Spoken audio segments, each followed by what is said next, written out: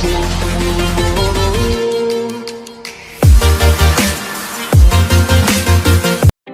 guys, today I will discuss the 4 communication theories: theory of planned behavior, theory of reason action, uncertainty reduction theory, and uses and gratification theory. Theory of planned behavior. Theory of planned behavior. The notion of the behavior intention. A person's intentions of performing a given behavior is the best predictor of whatever or not the person will actually perform the behavior. It is based on the premise that the best predictor of an actual behavior is the behavior a person actually intends to do. According to the theory, there are 3 predictions of intentions: behavioral attitude, subjective norms, and perceived behavioral control. Behavioral attitude. Our attitudes that develops as a direct result of certain behaviors help us to think and feel about behavior.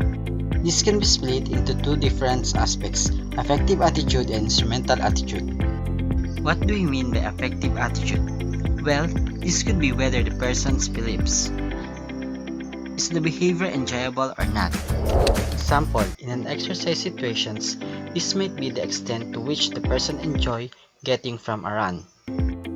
Whereas instrumental attitudes refer to why the behavior is beneficial and harmful. The second predictor of intentions is subjective norms. Subjective norms, which relates to the support given by family and friends. Norms are attitudes and behaviors that are considered normal, typical, or average. They determine others' approval of the behavior. And lastly, perceived behavioral control. Capable and confident. It refers to the amount of direction one has over the environment. It suggests the task will be easily to accomplish. This chart shows how the 3 models relate and end up influencing intentions and behaviors. Theory of reason action. The theory of reason action, or TRA, suggests that a person's behavior is determined by their intention to perform the behavior, and that this intention is, in turn, a function of their attitude toward the behavior and subjective norms.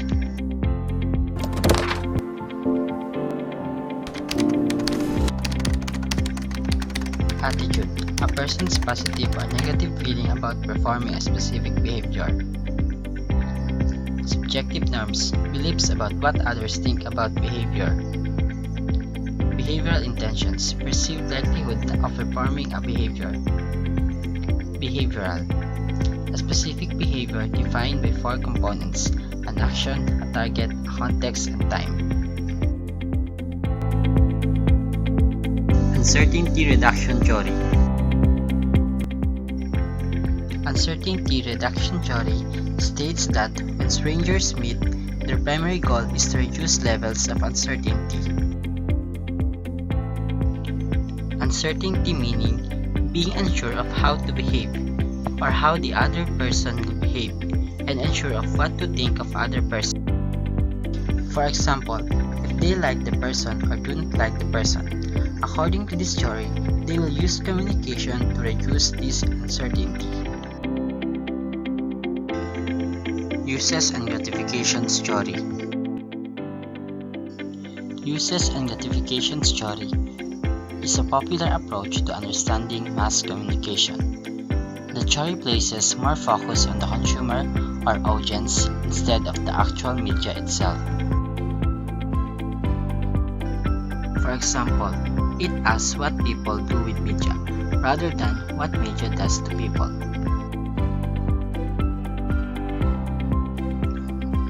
There are several needs and gratification for people. They are categorized into 5 categories: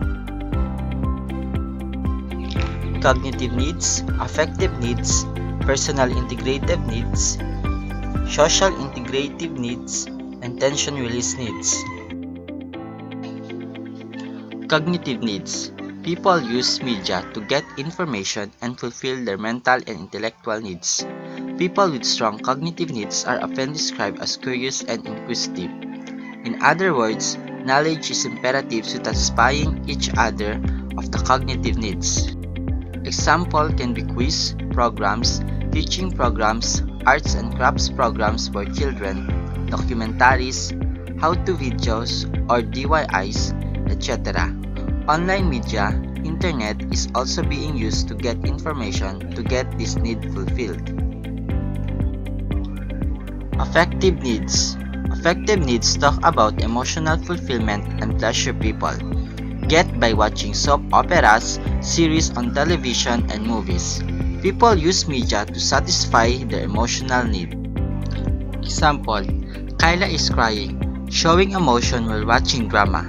That's how she satisfies her emotional needs by using affective needs. Personal integrative needs. Personal integrative needs are the needs for self-esteem and respect. People need reassurance to establish their status, credibility, strength, power, etc., which is done with the use of media. Social integrative needs. The need of each person to socialize with people like family and friends is social integrative need. People use media to socialize and interact through social networking sites like Facebook, MySpace, Twitter, and etc. People use media to increase their social interactions by getting topics to talk with the near and dear ones.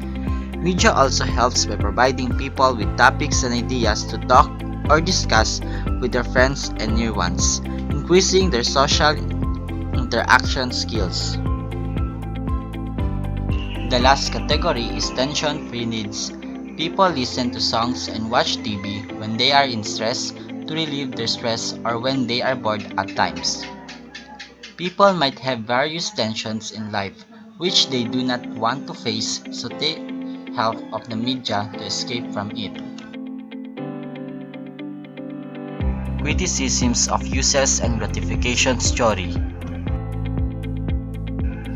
The theory does not show media as important. The theory not believe in the power of media and how media can influence human needs and gratification unconsciously. The model is audience-centered and shows audience as an active participant.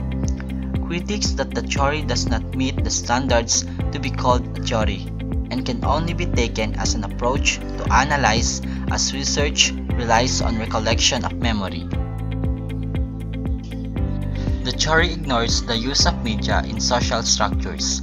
Audience might not always be active. And that's all for the 4 complication theory. I hope you have learned something.